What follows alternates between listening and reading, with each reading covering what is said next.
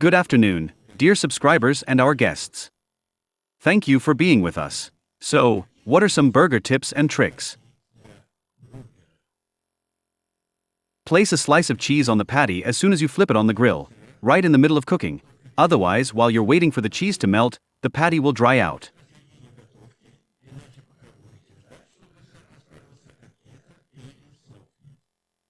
Once the patty is cooked, you have exactly 10 minutes to tuck it into the bun. That's exactly how long it needs to rest after being taken off the grill.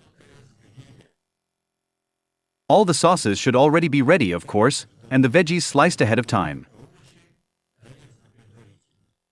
Place the bun halves cut side down on the grill.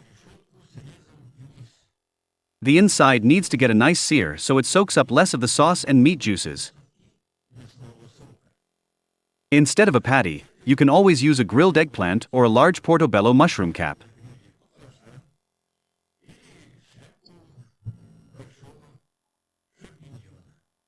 You're welcome, no need to thank me.